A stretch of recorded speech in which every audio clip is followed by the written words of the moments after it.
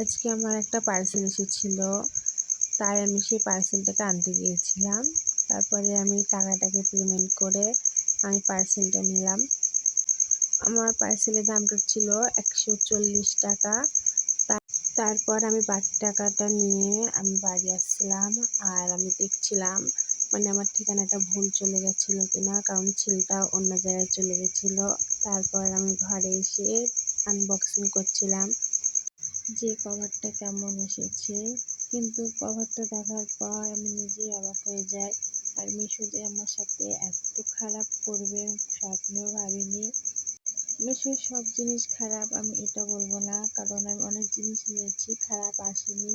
এই কভারটাই প্রথম খারাপ এসেছে। দেখো, ফোনের থেকে কভারটাই অনেকটা বড় দিয়ে দিয়েছে, আর আমার ফোনের ক্যামেরা সব কিছুই ঢেকে গিয়েছে।